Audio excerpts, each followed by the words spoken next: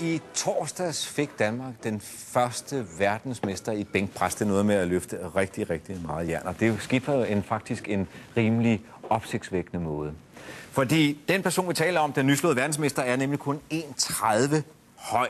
Alligevel lykkedes det ham i torsdags at løfte ikke færre end 185 kilo op over brystkassen, og dermed kan Anton Kraft kalde sig verdensmester i 56 kilo-klassen. Og det selvom han altid har fået at vide, at han ikke ville kunne gøre sig inden for styrketræning. Velkommen til, Anton. Tak skal du have. Og tillykke. Tak. Og vi må lige se guldmedaljen her engang. Ja. Og du har også fået et sværd for... Ja. En katana, fordi sponsorerne laver en dragt, der hedder katana. Okay. Og så valgte man et japansk kampsværd, katana. Hvis man havde brug for det på et tidspunkt. Ja, ja. Men du er ude, og du er jo ude at løfte imod nogen, som er altså noget højere end dig. Hvordan er det ligesom at give den baghjul? Det er fedt. Fordi man konkurrerer jo på lige vilkår. Ja. Jeg er så lidt mere komprimeret, end de andre er. Ja. Og det gør så også, at jeg er lidt bredere end dem, for eksempel. Ikke? Ja. Og fordi de har længere ben og længere arme. Og så har jeg jo en lidt større styrke. Og derfor så kan man sige, at jeg er dimensioneret til den sport, og derfor vinder jeg. Jeg vil lige høre, altså, du startede som omkring 20-årig med at begynde at løfte jern. Hvad fik dig til at starte? Det var fordi, nogle af mine kammerater, de dyrkede det der jern. Og så tænkte jeg, det vil jeg da også prøve. Men så sagde de, at jeg var for lille, medmindre jeg kunne følge med. Og så var der simpelthen en motivation for at følge med. Og så gik jeg så i gang med det, og så har jeg så gjort det on and off i vis af mit liv, ikke? Ja. Og så helt til for et par år siden, så var der en rigtig god ven, som sagde, at jeg burde tage mig sammen og gøre noget seriøst ved det, for jeg havde mulighed for det.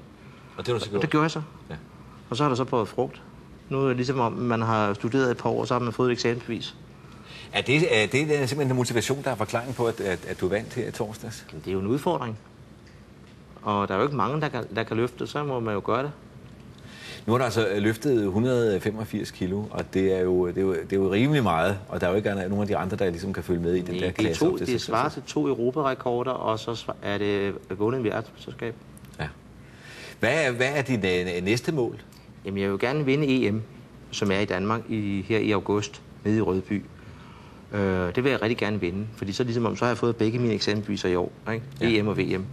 Og jeg håber, der kommer så mange danskere derned som overhovedet muligt til Rødby og hæpper på det, fordi landsholdet har brug for det, og det er en fed sport, og det er afregning ved kasse 1. Enten har man bestået, eller også har man ikke bestået. Fordi du har 3 forsøg, og inden for de 3 forsøg skal du vinde. Og gør du ikke det, så er du bummet ud.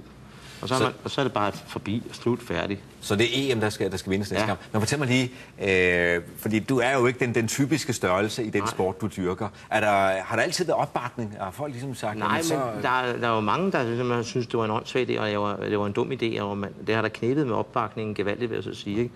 Og bortset fra nogle få kammerater, som har støttet op om det, ikke? Så tog jeg til USA, løftede det over, kvalificerede mig i Florida. Hvorfor tog du til USA? Fordi der er højere til loftet.